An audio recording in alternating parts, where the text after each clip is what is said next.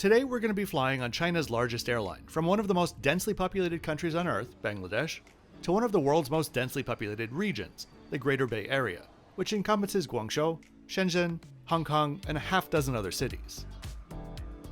Bringing one of the mainland Chinese carriers to the channel has been a long time coming, and I have to let the cat out of the bag a little bit early here. It was kind of impressive. The China Southern that I saw on this and my next flight was not the same standard that I remember from mainland carriers pre-COVID.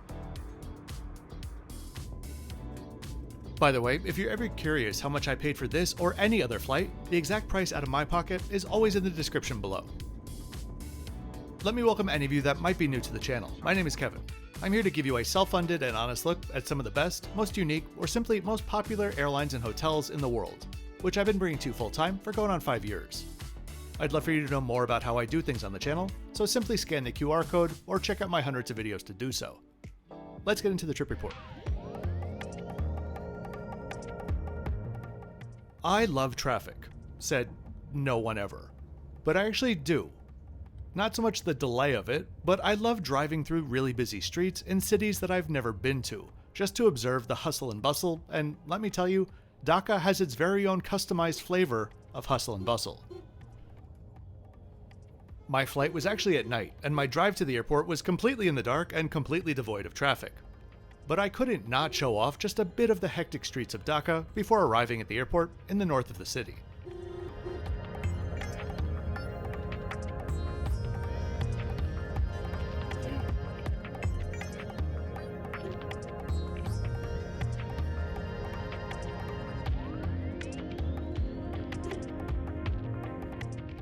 Hazrat Shah Jalal International Airport opened in 1981, and the design of the current terminal is really unlike any that I've seen before.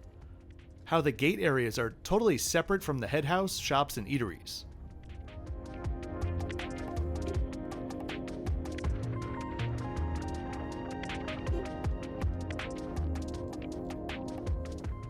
There is a brand new Terminal 3, which has been like 98% complete for around 18 months now.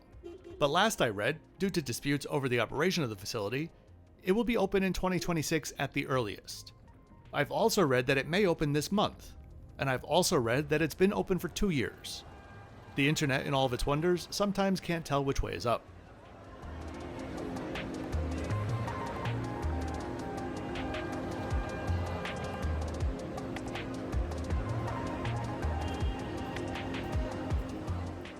If you're enjoying the video and would like to support the channel, there are many ways that you could do so. A quick like on the video and subscribe helps videos with the algorithm. You could join my YouTube channel memberships to get early access to some videos and access to all of my community posts. Or you could check out my Patreon, where I post the most and can help you out with any travel related questions. Whatever you do, thanks for doing it. Anyway, let's go check in.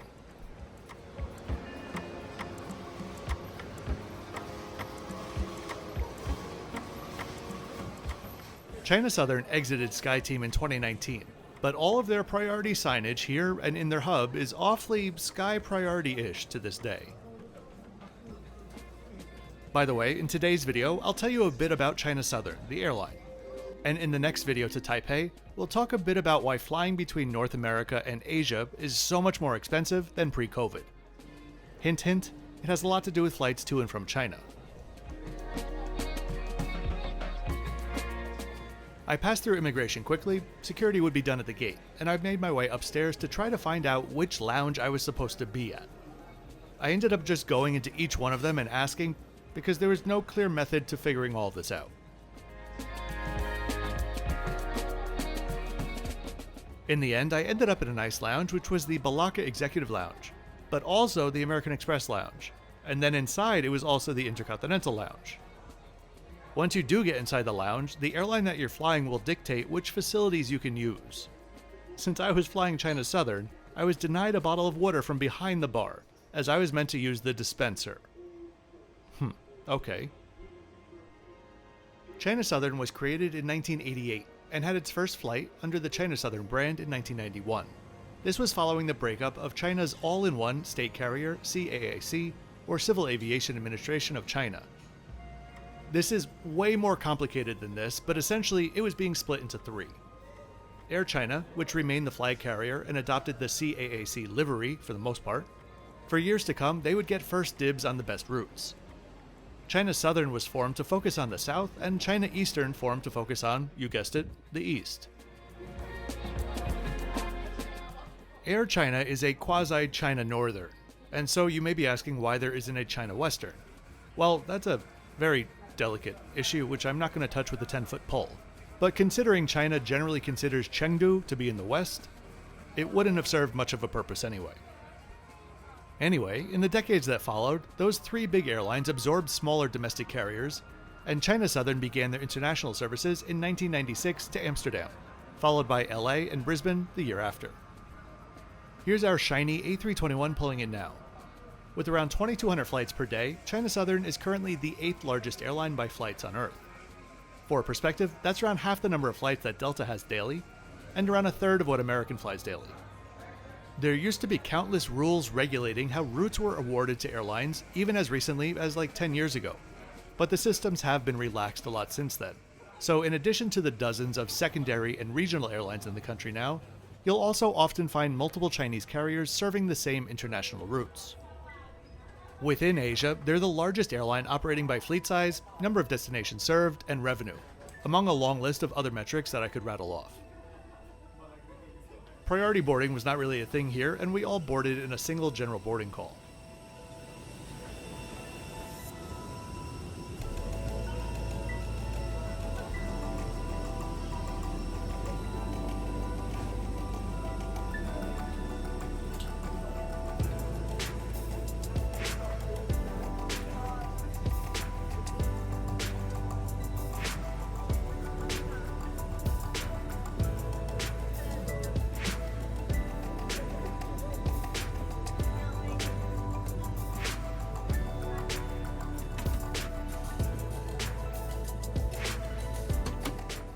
I'm not really a fan of powder periwinkle, generally speaking, but the first impression that I had on board was just how fresh looking the business class cabin looked.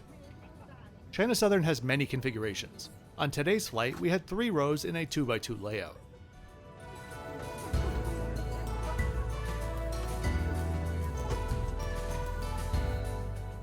The seats have all of the storage nooks and basic features that you'd expect, and they're absolutely spotless.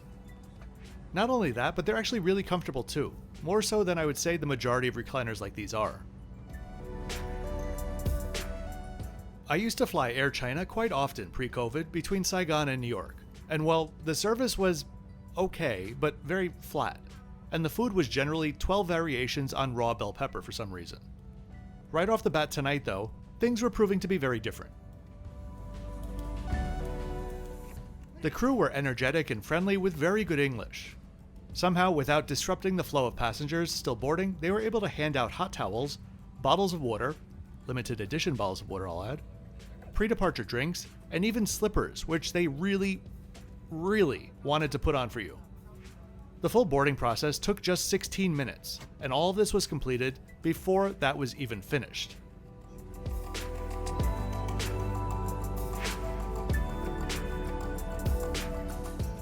Just makes me think a bit about US carriers whose crews sometimes have discretion to not give pre-departure drinks because there's not enough time.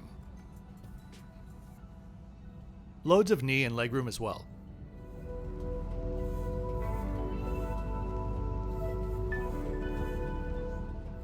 One thing you'll notice on board, I think all international flights on Chinese carriers, if not all flights in general with them, is a security guard. I was worried that I might have a problem filming some things, but I was discreet as always and didn't have any problems. For the most part, the guards on China Southern stood on the jet bridge to record you coming on with their body cams. Then they walked through the cabin to essentially record you in your seats. Then they walked through again with the camera pointed downwards, I suppose to ensure everyone was wearing their seat belts or something, I'm not sure. They don't participate in any service on board, but on both of my flights they were pleasant.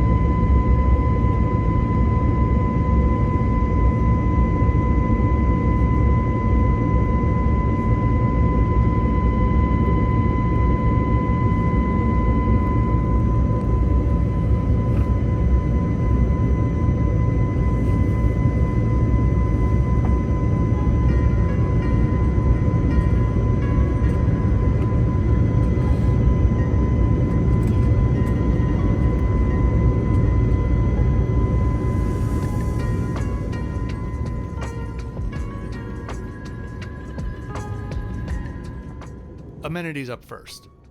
We had a full-size pillow, which was really fluffy and a bit firm.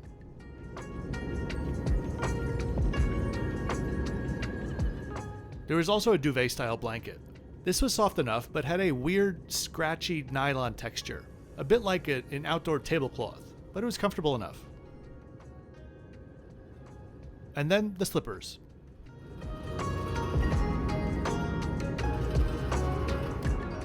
Service started out with a mix of truly delicious nuts and fruit. The little ones in the center were so buttery and good, I was surprised to learn on my next flight that they were actually walnut kernels, since I, well, don't like walnuts.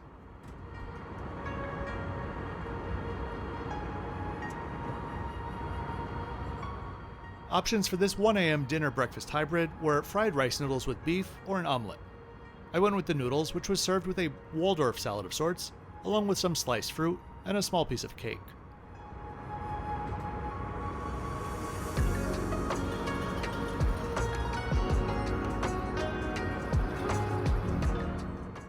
The star of the show here were the noodles themselves. First, the dish is absolutely packed. It was literally domed. As for the flavor, it was really good. The noodles were chewy with a bit of wok hei, decent quality beef, seasoned well. No complaints at all from me. Overall, I'll give this tray an 8.5 out of 10. Oh, and at some point, croissants were brought out as well.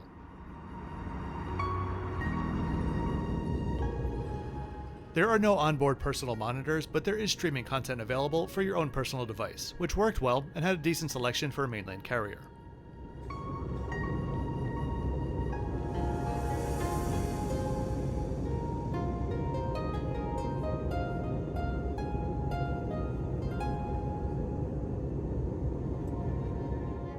Headphones were also provided.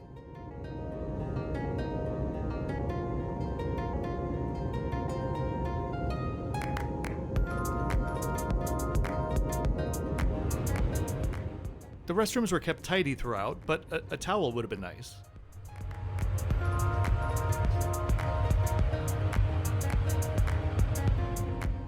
This flight was a bit painful for being a 3-hour red-eye. Just when you're ready to pass out, it's time to prepare the cabin for landing.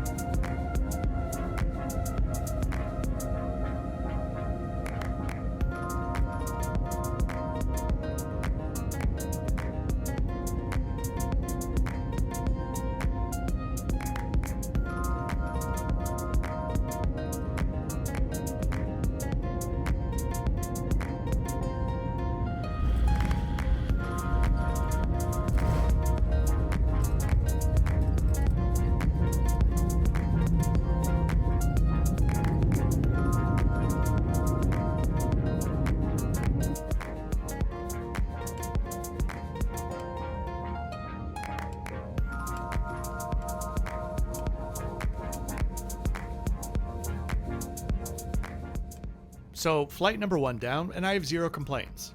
Perhaps besides the lack of paper towels. But I'll take that compared to my mainland carrier experiences pre-COVID any day of the week. I think we can debut China Southern as a 7. Food was good, their network is impressive, onboard was comfortable, the crew were really on point, and perhaps most impressive of all, I needed to change my flights. Originally I was booked to fly to Beijing, and their call center could not have been more helpful and efficient in getting things changed. For a fee, of course.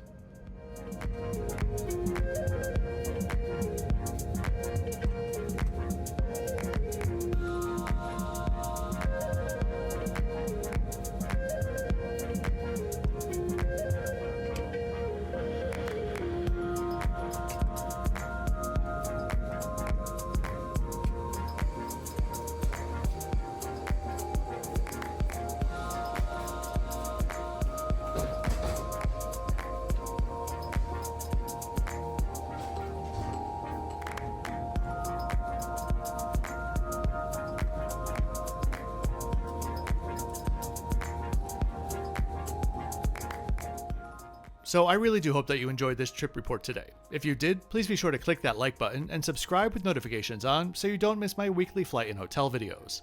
I'll see you next time for my transit in Guangzhou and onward flight to Taipei. As always, thanks for watching until the end.